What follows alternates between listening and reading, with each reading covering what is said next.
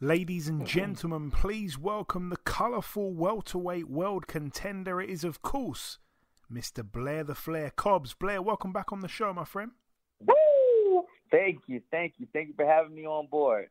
Oh man, it's great to have you back. So Blair, we last spoke back in August 2019. It was a long time ago. At the time, you'd just beaten Esteban Villalobos. It's been a long time. After that fight, obviously, you put together another 3 wins before running into Alexis Rocha. Obviously, that fight's a long time ago now. I want to keep it very brief. But just briefly, what went wrong that night, and does the rematch make any sense happening in the future at this point? Well, right now I can tell you this. Well, what happened in that fight is that was an extremely late notice fight that I just needed to get something going. I needed to get some money in my pocket, and Golden Boy kind of starved me out, and it's been almost a year. So it was a extremely late notice fight. I didn't have enough time to prepare, basically, and I was just basically showing Golden Boy that regardless, I can sell out, and I only had 1 week to do it. 1 week, and I sold the place out, sold the whole venue out and everything, and it was a big turnout, regardless whether it's a win, lose, or draw. After that, I fought an even tougher fight against Maurice Hooker. They didn't really expect me to win that fight, so after I won that fight, I couldn't get nothing after that. They just wanted to just time me out, because obviously I was gonna go for their other guy, which is Virgil Ortiz. They promised me Virgil Ortiz after Maurice Hooker, but that was under the circumstances that I probably wasn't going to win, or I was going to just barely make it out of there. It didn't go as they thought.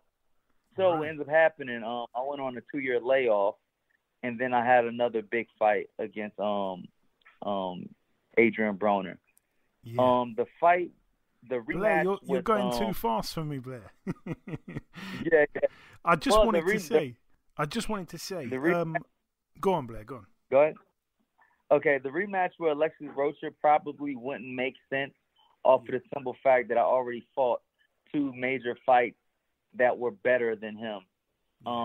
It's quite obvious that I smoke him in an actual fair fight, but I would only look at it if it's going to make sense financially. If they're going to pay for it, you know what I mean, and it's going to make sense dollars wise,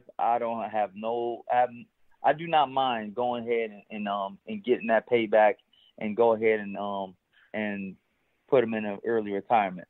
But that's just what it is right now. Right now, I'm looking to bigger and better, exciting fights. And look, I didn't even have a tune-up. I went straight into it after a 2-year layoff, and I felt like I did pretty good. Yeah, we'll get to that in just a sec. Yeah, I'm glad that you touched on the Maurice Hooker fight. I actually thought you boxed unbelievably well that night. You were so impressive. And obviously, as you touched on as well, you were almost out the ring for 2 years till you stepped in Florida the other night against Adrien Broner. I felt that you would win the fight, but I was also a little bit worried just about that potential ring rust and if you'd be able to box just as disciplined and as controlled as you did against Hooker. And again, you were excellent the other night. You said you think you did pretty well. Talk me through the fight, my friend. Well, I had an excellent training camp. I did everything that I could. I had great trainers and great people in my corner that to help me to get to that victory. Honestly, it's been a dream come true. Honestly, and the fight was the fight that I've been looking forward to fighting for a long time, and I did my very best. I did my very best to stay poised, disciplined, and stay behind good technical factors, and that's what it was about. Adrien Broner is a very dangerous fighter. He's a very dangerous fighter. He's very dangerous in almost every round. Every round he's dangerous. At any moment he can whip a strong hook, a really fast hook that you don't see coming, and send you to the canvas. I saw that when he fought Sean Porter. Shawn Porter was winning every round, swallowing him up with volume, and then boom, he gets knocked down and could have got knocked out if he wasn't so resilient. Yeah, I wanted to ask you this as well. Is that your best performance as a pro? Your favorite win, maybe? I don't know. Probably. My favorite win was the Villalobos fight. You know, I came in there a whole lot more raw because obviously I didn't have the type of trainers that will help me to grow me into like that elite level just yet. There was still like flaws within my game, like blocking, like simple shit like blocking was an issue. You know what I mean? Like I couldn't block a punch. So like I just had to weave and move around the shot, and if I had to be put in a situation where I had to block a punch, and that's what happened. So then like obviously I get knocked down and then had to come back and win the fight.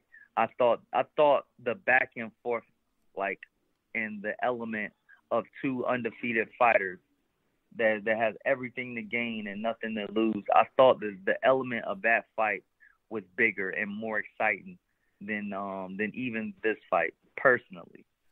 Yeah, I get where you're going with that. That's a higher level boxing. Yeah, I agree. Yeah, of course, you dropped Broner in the second. Did that come as a surprise in any way? Broner's known for having such a great chin. Yeah. Well, the type of punch that I throw, like, I'm not surprised when I knock anybody down or out with that shot because I've heard a lot of people in training, even with like in training with that shot and things like that. But what was really surprising is that after like getting wrecked by that punch, he was so strong. Like his neck was so strong, his body was so resilient to take pretty much any and everything that I threw at it. You know, because I threw that same shot multiple times in multiple angles and multiple ways. You know, and he took it and kept coming forward and never gave up the idea of winning a round and winning the fight. So like that's just a sign of a true champion, and I feel very blessed to even be in the ring with somebody like that. No, well said, man. And yeah, that just goes to show his toughness. You knocked his tooth out when you knocked him down. Broner also said that he ended the fight with a fractured elbow and a torn shoulder. After the fight, you posted on Instagram calling yourself Blair the Tooth Fairy Cobbs. I wanted to ask, are you a tooth fairy or a dentist? Man, that's all just, like, honestly, that's not something that I would even put out there. I'm not the kind of person to kick a person while he's down and all that stuff. That was just something that like a fan put out there. So I'll go ahead and just like repost it with one of the fans that posted up and all that stuff. I thought it was funny. You know what I mean? It's the internet. The internet has the most trolls, whether they're for you or against you. You know, sometimes I'll post up the stuff that they post against me too. You know, so you know.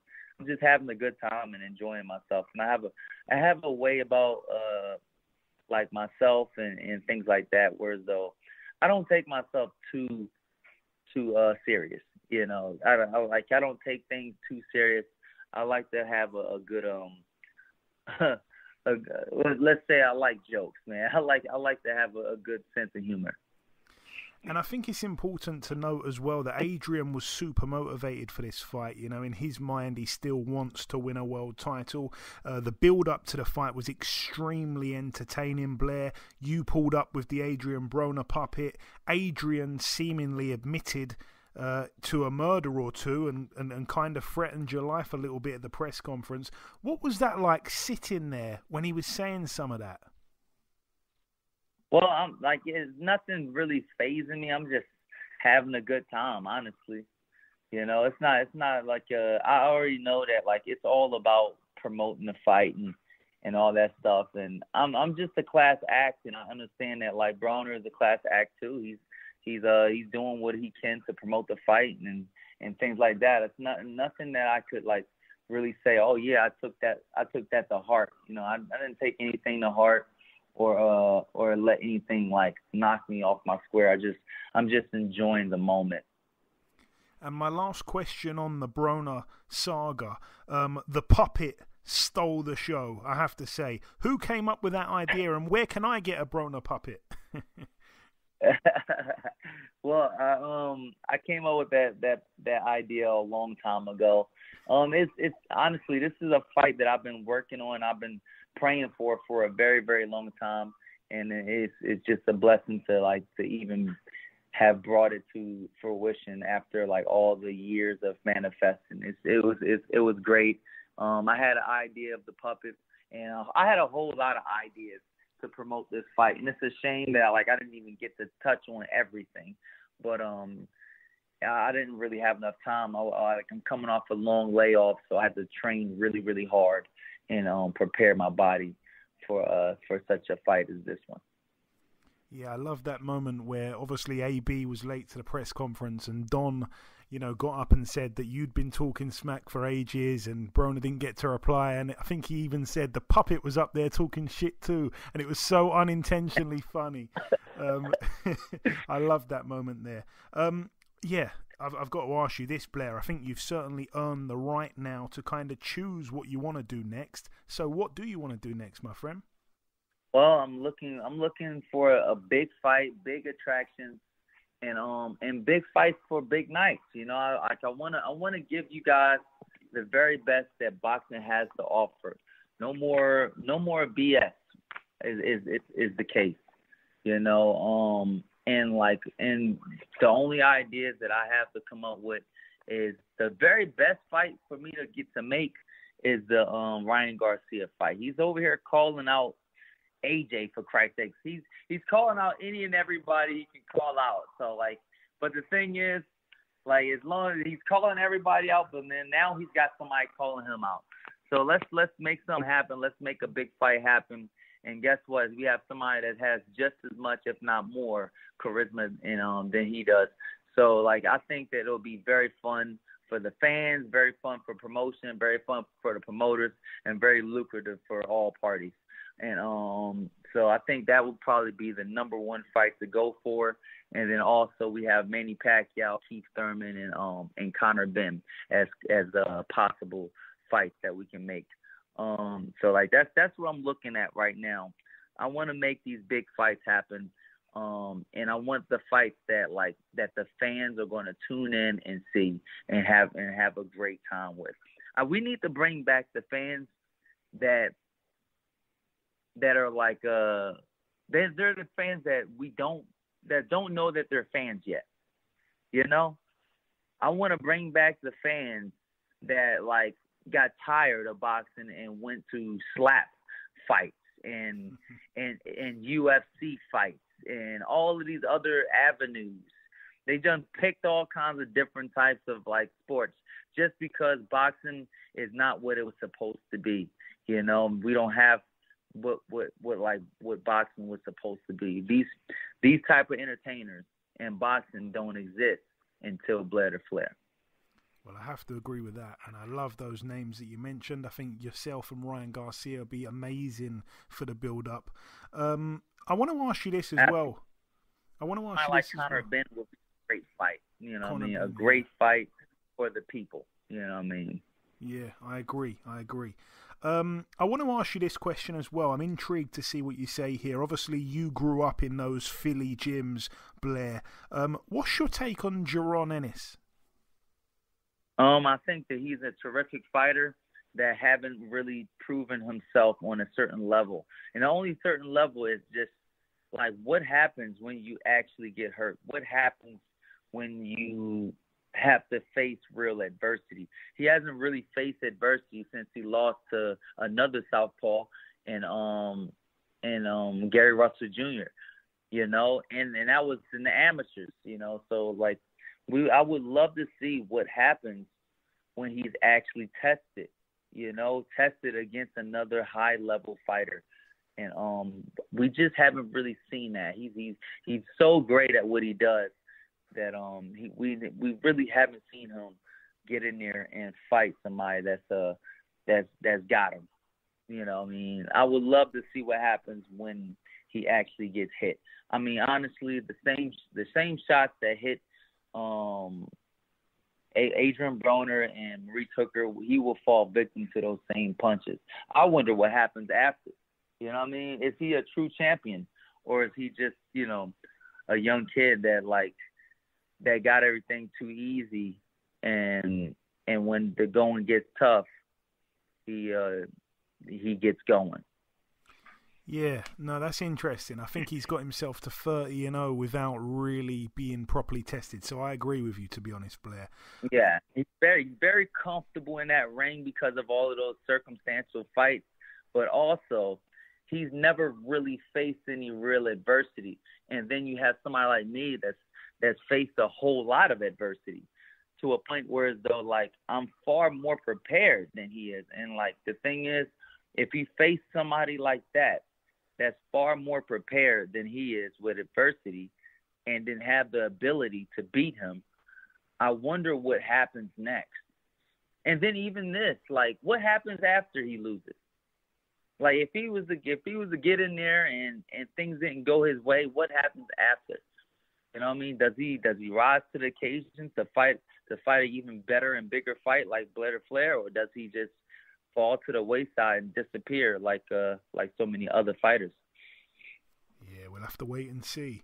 But no, I agree with everything you said there, to be honest. There's a lot of people those are questions. Yeah, there's a lot of people that are picking him to beat the likes of Crawford already. I can't get on board with that, unfortunately. Just before we wrap things up, Blair, obviously, like I say, we haven't had you on for a number of years. It's great to have you back on. If you just want to sign out with a closing message to the listeners, the floor is yours, my friend. Absolutely. You can check me out on Instagram, Twitter, Facebook at Blair the Flair. And for more exciting content, official BlairTheFlair.com. The most exciting man in boxing, Blair the Flair. Woo! Because nobody does it better, baby. Absolutely nobody does. That is confirmed. I absolutely agree. Listen, Blair, it's been great getting you on the podcast again after so long. Thanks for your time. Congrats once again on that brilliant win, and we'll speak again soon. Absolutely, absolutely. Thank you very much for having me on. I know it's got to be very late out there. It's like, it's probably close to like 12 o'clock right now, isn't it? It's 12:40, so it's about to be 1 a.m., but I would do this every day of the week for you, Blair. Thank you so much. Thank you so much. I gotta go over there. I gotta meet you guys. I gotta show up. I gotta show up to UK. I gotta show up to UK, and I'll be over there very soon. Cannot wait, Blair. Thank you very much, my friend. Speak soon. God bless you. All right. God bless. Bye-bye. Goodbye. Goodbye.